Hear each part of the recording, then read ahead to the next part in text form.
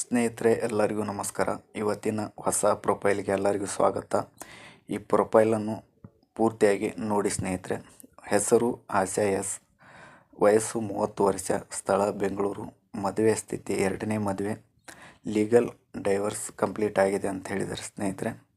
ಎತ್ತರ 5 ಅಡಿ 3 ಇಂಚು, ಧರ್ಮ ಜಾತಿ ಪ್ರಾಮುಖ್ಯವಲ್ಲ, ಅನ್ಯ ಕ್ಯಾಸ್ಟ್ ಓಕೆ ಅಂಥೇಳಿ ಹೇಳಿದ್ದಾರೆ ಸ್ನೇಹಿತರೆ. ಯಾವುದೇ ಜಾತಿಯಾಗಲಿ ಯಾವುದೇ ಧರ್ಮ ಇದ್ದರೂ ಪರವಾಗಿಲ್ಲ ಅಂತ ಇವರು ಒಂದು ಅನಿಸಿಕೆಯನ್ನು ಹೇಳಿದ್ದಾರೆ ಸ್ನೇಹಿತರೆ. ಮುಂದೆ ಇವರ ಪ್ರೊಫೈಲನ್ನು ನೋಡೋಣ ಬನ್ನಿ. ಶಿಕ್ಷಣ BCom ಕಂಪ್ಯೂಟರ್, ಉದ್ಯೋಗ ಪ್ರೈವೇಟ್ ಕಂಪ್ನಿಯಲ್ಲಿ ಅಕೌಂಟ್ಸ್ ಎಕ್ಸಿಕ್ಯೂಟಿವ್ ಆಗಿ ಕೆಲಸ ಮಾಡ್ತಾಯಿದ್ದಾರೆ. ಮಾಸಿಕ ಆದಾಯ ಸ್ಥಿರ ಆದಾಯ ಅಂಥೇಳಿ ಕೊಟ್ಟಿದ್ದಾರೆ ಸ್ನೇಹಿತರೆ. 75,000 ಇದೆ ಅಂತ ಹೇಳಿದ್ದಾರೆ. ಸ್ವಾವಲಂಬಿ ಜೀವನ ಕೂಡ ನಡೆಸ್ತಾ ಇದ್ದೀನಿ ಅಂತ ಹೇಳಿದ್ದಾರೆ ಸ್ನೇಹಿತರೆ.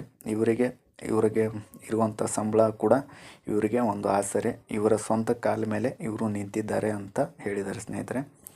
ನಾನು ಬಯಸುತ್ತಿರುವ ಜೀವನ ಸಂಗಾತಿ ವಯಸ್ಸು 30-38 ಒಳಗಡೆ ಇರಬೇಕಂತ ಹೇಳಿದ್ದಾರೆ ಸ್ನೇಹಿತರೆ.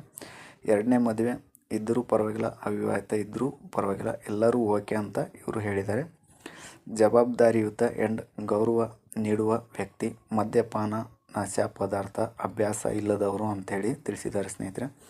ನನ್ನ ಭೂತಕಾಲದ ಬಗ್ಗೆ ತೀರ್ಪು ಕೊಡದವರು ಅಂತ ಹೇಳಿದ್ದಾರೆ. ಅಂದರೆ ಇವರ ಹಿಂದಿನ ಜೀವನ ಯಾವ ಕಾರಣ ಏನು ಅಂತ ಯಾರು ತೀರ್ಪನ್ನು ಉತ್ತರವನ್ನು ಕೇಳಬಾರ್ದು ಅಂತ ಹೇಳಿದ್ದಾರೆ ಸ್ನೇಹಿತರೆ. ಪ್ರಶ್ನೆ ಕೇಳೋಕ್ಕೆ ಹೋಗಬೇಡಿ ಅಂತ ಹೇಳಿದ್ದಾರೆ.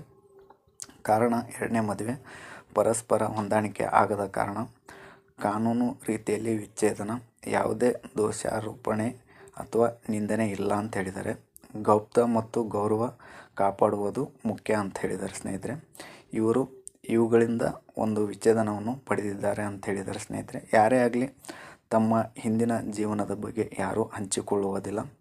ನನ್ನ ಬಗ್ಗೆ ಶಾಂತಿ ಸ್ವಭಾವ, ಕುಟುಂಬ ಮೌಲ್ಯಗಳು, ಗೌರವ, ಸ್ವಾವಲಂಬಿ ಅಂದರೆ ಕುಟುಂಬದೊಂದಿಗೆ ಇರಲು ಇಷ್ಟ ಅಂತ ಹೇಳಿದ್ದಾರೆ. ಹೊಸ ಜೀವನವನ್ನು ಸಕಾರಾತ್ಮಕವಾಗಿ ಸ್ವೀಕರಿಸಲು ತಯಾರಾಗಿರುವೆ ಅಂತ ಹೇಳಿದ್ದಾರೆ ಸ್ನೇಹಿತರೆ. ಇವರು ಮುಂದಿನ ಜೀವನವನ್ನು ಸಂತೋಷವಾಗಿ ಸ್ವೀಕಾರ ಮಾಡ್ತೀವಿ ಅಂತ ಹೇಳಿದ್ದಾರೆ ಸ್ನೇಹಿತರೆ. ಕುಟುಂಬದ ಜೊತೆ ಸಂತೋಷವಾಗಿ ಇರಲು ಇಷ್ಟಪಡುತ್ತೇನೆ ಅಂತ ಒಂದು ಅನಿಸಿಕೆಯನ್ನು ಕೂಡ ಹೇಳಿದ್ದಾರೆ. ಅವೇರ್ನೆಸ್ ಮೆಸೇಜ್, 2ನೇ ಮದುವೆ ಅಪರಾಧವಲ್ಲ, ಹೊಸ ಜೀವನಕ್ಕೆ ಹೊಸ ಅವಕಾಶ, ವಿಚ್ಛೇದನ ಹೊಂದಿದ ಮಹಿಳೆ ಪುರುಷರನ್ನು ಗೌರವದಿಂದ ನೋಡಿ, ಕತೆಗಳಿಗಿಂತ ಮಾನವೀಯತೆ ಮುಖ್ಯ ಅಂತ ಹೇಳಿದ್ದಾರೆ ಸ್ನೇಹಿತರೆ. ಕ್ಯಾರೆಕ್ಟರ್ ಜಜ್ಮೆಂಟ್ ಮಾಡದೆ ಅಂಡರ್ಸ್ಟ್ಯಾಂಡಿಂಗ್ ನೀಡಿ ಅಂತ ಹೇಳಿದ್ದಾರೆ ಸ್ನೇಹಿತರೆ.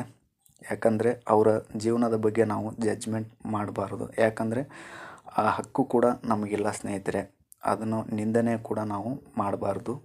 ಅವರಿಗೆ ನಾವು ಗೌರವವನ್ನು ಕೊಡಬೇಕು ಅಂತ ನಾನು ಹೇಳ್ತೀನಿ ಸ್ನೇಹಿತರೆ. ನಿಮ್ಮ ಅನಿಸಿಕೆಗಳನ್ನು ನಮ್ಮ ಯೂಟ್ಯೂಬ್ ಚಾನಲ್ ಕಮೆಂಟ್ ಮುಖಾಂತರ ತಿಳಿಸಿ. ವಿಡಿಯೋವನ್ನು ಬೇರೆಯವರಿಗೆ ಶೇರ್ ಮಾಡಿ ಮತ್ತು ಹೆಣ್ಣನ್ನು ಕೀಳಾಗಿ ನೋಡಬೇಡಿ, ಅವರನ್ನು ಬದುಕಲು ಬಿಡಿ ಮತ್ತು ನೀವು ಬದುಕಿ ಅಂತ ಹೇಳ್ತೀನಿ ಸ್ನೇಹಿತರೆ. ಆದಷ್ಟು ಈ ವಿಡಿಯೋವನ್ನು ಬೇರೆಯವರಿಗೆ ಶೇರ್ ಮಾಡಿ ಮತ್ತು ಈ ವಿಡಿಯೋದಿಂದ ಅವರಿಗೆ ಸ್ಫೂರ್ತಿ ಕೂಡ ಸಿಗ್ಬೋದು ಅಂತ ನಾನು ಹೇಳ್ತೀನಿ ಸ್ನೇಹಿತರೆ.